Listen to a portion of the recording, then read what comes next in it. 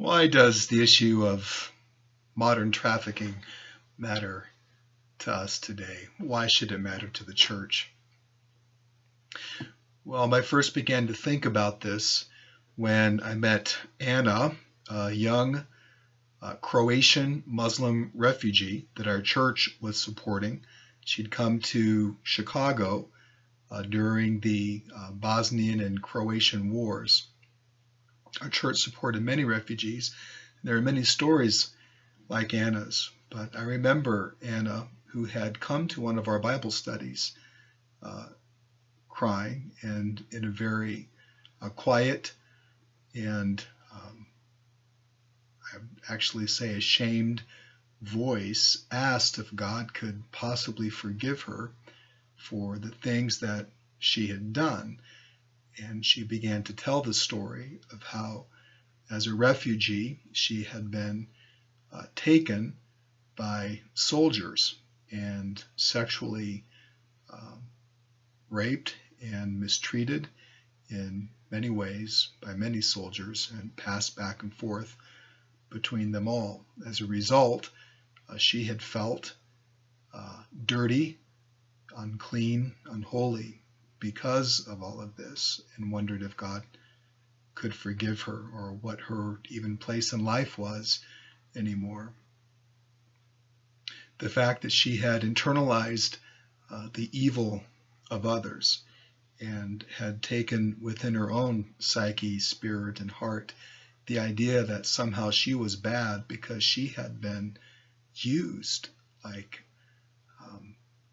a piece of garbage, brutally, inhumanely, that she was in fact garbage, is devastating. And it's the reality of so many young women, young boys who are caught in the world of sexual abuse and sexual trafficking.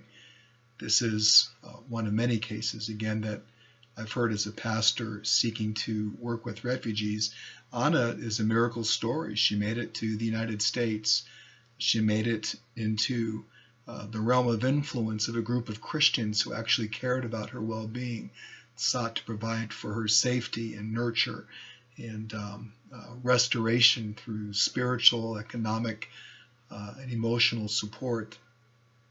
But the vast majority of people that are trapped in sexual servitude and other forms of human bondage around the world are certainly not so fortunate. There are more than 45 million people caught and trapped in human slavery around the world, real slaves forced into demeaning work, hard labor, sexual servitude.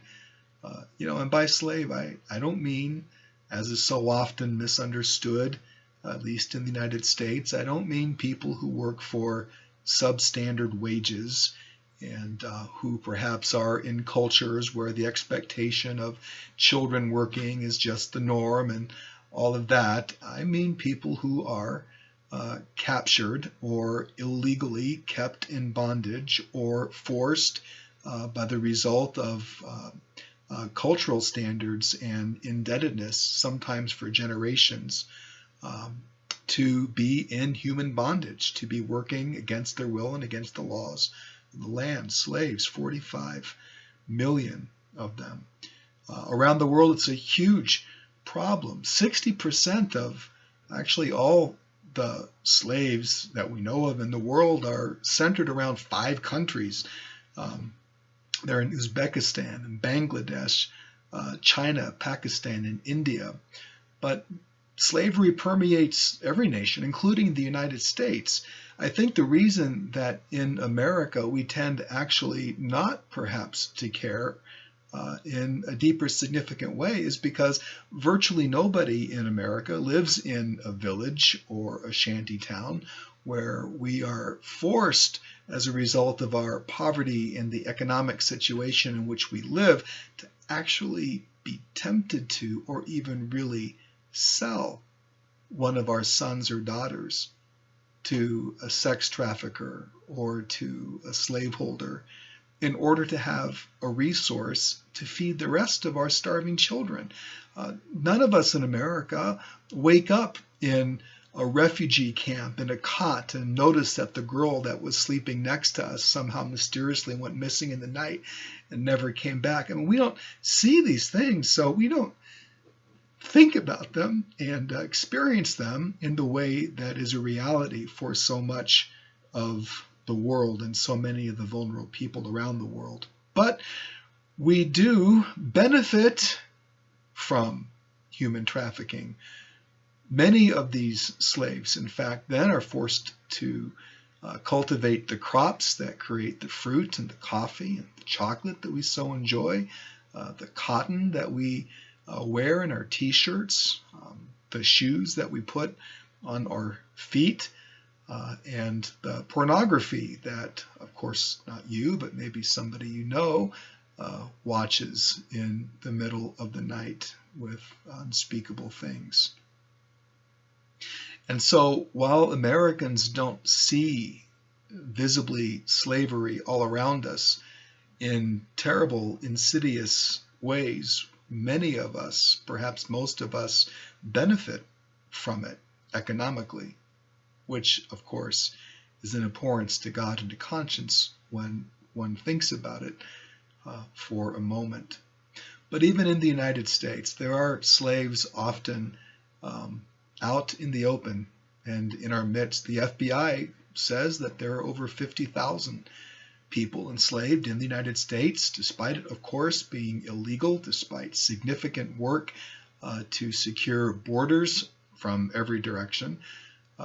I know personally of incidents as a pastor and superintendent where slaves were set free in domestic labor, for example, in Modesto, California, restaurateurs in Ames, Iowa, sexual trafficking and slavery in Minneapolis, Minnesota, coffee growers in Hawaii.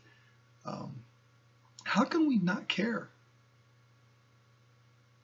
Especially as Free Methodists, with a movement launched out of a desire for heart holiness and conformity with the will and joy of the Holy Spirit of God, but also of the justice and righteousness which goes hand in hand with that. Our movement was founded on the issues of holiness and justice. We must care.